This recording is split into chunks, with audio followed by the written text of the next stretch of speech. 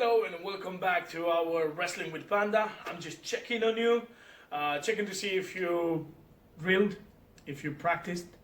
If you don't, go away, go to the first two videos, work a bit on the stance, work a bit on the sprawling technique, and then come back and we can add to that.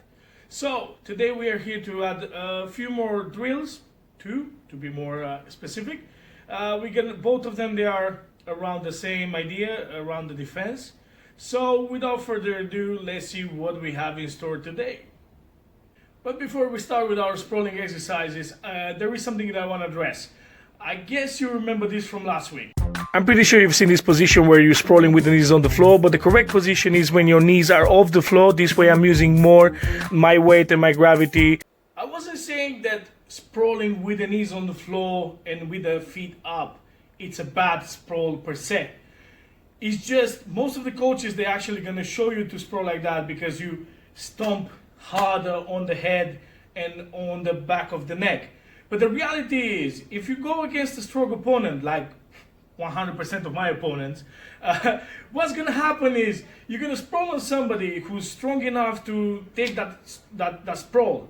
And if your knees are on the floor and he has one of your legs with a beautiful gable grip, most likely what's going to happen, that person is going to take that knee under and then probably is going to tip you over if you don't react quickly. Now, if your knee, instead of being on the floor and him being with the knee over here, close to his head and his neck and chest, is off the floor, then his hands, they're going to be over here. Now this is mechanically way weaker, if you can say so, than this position. I'm not sure if I make myself clear. But as I said, wrestling alone, it's a rough thing. I'm going to try when all this social distancing is going to go away in probably a couple of months. I'm going to try to redo this video and explain my take on the sprawling with the partner. I think from another point of view, I guess. Let's go now. This is our first drill over here. So I start from the wrestling position, I sprawl, and then I circle out. This is an evasion drill. As you can see over here, the whole idea is to avoid that reshoot, especially if I go against an opponent who's very good at it.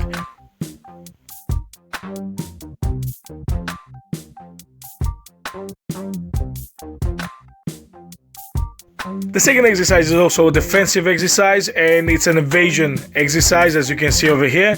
Imagine the wall is my opponent, and we start from a very bad position, or a fairly bad position, the ref position. But let's break down the drill. As I said before, we started from the ref position over here. I'm going to grab with my left hand one of the wrists of my opponent. Then I'm going to lift that same side, the leg up.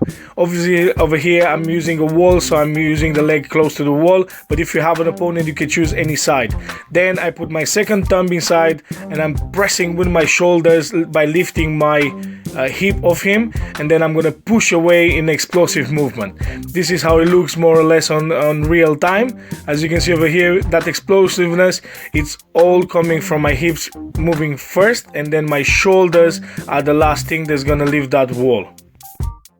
And because I'm feeling very generous today, I decided to do like a bonus exercise to work on that timing. As you can see, all you need is a tennis ball, and you can use it different ways. You can just drop the ball and try to sprawl at the same time with the ball, or you can drop the ball and try to sprawl before the ball even touches the floor. You can sprawl with every bounce of the ball, so it's a very versatile exercise that you can do, and it's gonna help you work on that timing. You know, as I mentioned before, timing is the hardest part to train when it's about sprawling without a partner. Thank you very much for watching. I hope you enjoyed the video of today. If you have any suggestion, question, let me know as usual on Facebook, Instagram, or WhatsApp, and I'm going to be more than happy to help with anything. If not, see you next week.